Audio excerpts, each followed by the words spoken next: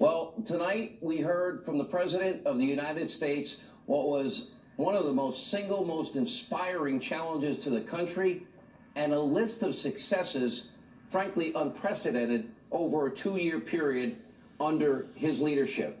Now, the never-Trumpers were wrong, the mainstream media was and is wrong, Democrats were wrong, and 2 years into the Trump presidency, the state of our great country, our union, is incredibly strong, getting better every day. The president has governed, as I told you he would, as a conservative. He has kept his promises. He listed them tonight. He has upheld the principles that have made this the greatest, freest, most prosperous country on earth, as those of us that knew him said he would. For Trump, it's not about Republican or Democrat. It is about we, the people, the United States of America. Take a look. The decision is ours to make. We must choose between greatness or gridlock, results or resistance, vision or vengeance, incredible progress or pointless destruction. Tonight, I ask you to choose greatness. The agenda I will lay out this evening is not a Republican agenda or a Democrat agenda. It's the agenda of the American people. I ask you to choose greatness, an agenda for America, and now we're all reaping many of the benefits. Let's watch this. In just over 2 years since the election, we have launched an unprecedented economic boom, a boom that has rarely been seen before. There's been nothing like it. We have created 5.3 million new jobs and importantly added 600,000 new manufacturing jobs, something which almost everyone said was impossible to do. Nearly 5 million Americans have been lifted off food stamps. Unemployment has reached the lowest rate in over half a century.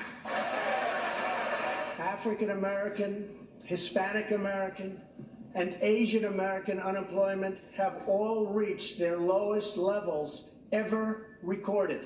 More people are working now than at any time in the history of our country. 157 million people at work. 5.3 million new jobs, 600,000 new jobs in the manufacturing sector alone, jobs we were told were never coming back. The economy is breaking records and hitting on all cylinders, despite a constant stream of what is pure hatred from the hate Trump media, their allies in the Democratic Party. Look at this new poll from Rasmussen showing the president's approval rating at a strong 48%. It is no accident. Halfway through his first term, President Trump's pro-growth, conservative, pro-energy, low-regulation policies are kicking this country into high gear and righting America's ship after what were 8 long, disastrous economic years under Obama. Now, we saw the lowest labor participation rate in those 8 years since the 1970s. 95 million Americans out of the workforce, the worst recovery since the 40s, and stagnant GDP growth. The only president never to hit 3%. That was Obama.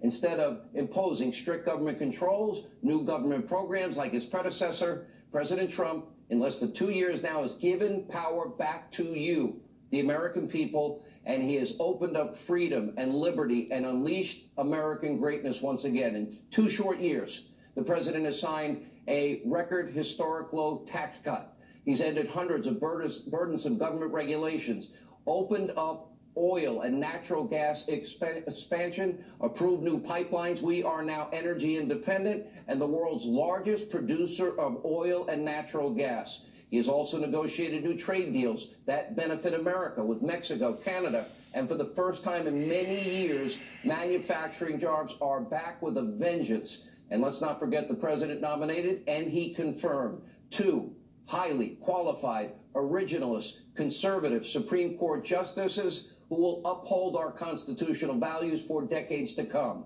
Dozens of other original federal judges have also been confirmed. The president signed sweeping new criminal justice legislation into law. Little Rocket Man is no longer firing rockets over the Sea of Japan. Our hostages are home. The remains of our soldiers from the 50s are now back. A new summit is now scheduled for February 27th in Vietnam. China's economy is now feeling the heat with new trade restrictions. Russia is being held in check with a series of sanctions. The U.S. Embassy in Israel has been relocated to Jerusalem, something so many other presidents promised and never delivered on, and ISIS on the run. Needless to say, it has been a very busy and productive 2 years. Now, despite this tremendous success,